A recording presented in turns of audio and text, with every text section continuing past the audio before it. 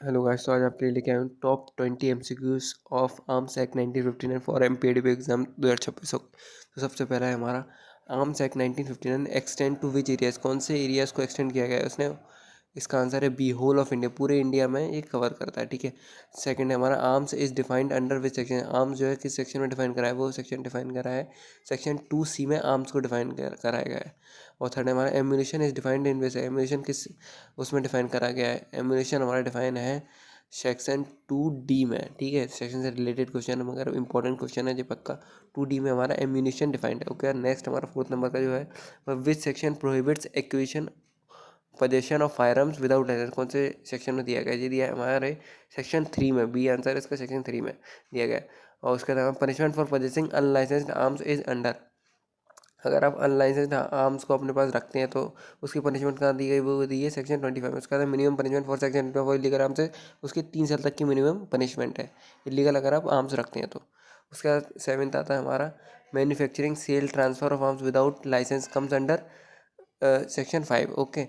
Eighth number पे आता है use of arms in contravention of license is punishable under section 26 में।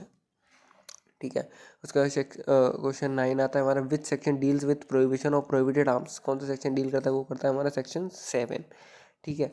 तो ये तीनों ही बहुत इंपॉर्टेंट एमसीक्यूज हैं जो जरूर कहीं ना कहीं आपको आगे काम आएंगे, तो ध्यान रखना है स्पेशली ये 7th नंबर का और 8th नंबर का, ये बहुत इंपॉर्टेंट है कहीं ना कहीं आ गया। तो उसके बाद हमारा जो 10th नंबर का एमसीक्यू आने वाला है वो है आपके सामने, ये punishment for using prohibited arms resulting in death, अगर आप प्रोहिबिटेड आर्म्स को यूज़ कर रहे हो उसमें मौत हो जाती है, किसी की मृत्यु हो जाती है, तो वो है इसका आंसर है B, death of life imprisonment, जो दिया गया है सेक्शन 27(3) में। 11th नंबर का है हमारा arms licence is issued under, arms licence is issued under which section, वो है section 13। 12 number power to suspend revoke licence lies under section 17, B है इसका। ओके।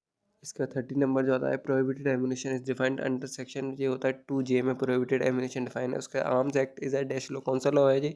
आर्म्स एक्ट एक पेनल लॉ है। Question number 15 number punishment for not depositing arms after licence suspension, licence suspension के बाद अगर deposit नहीं करते वो सेक्शन 30 में दिया गया है।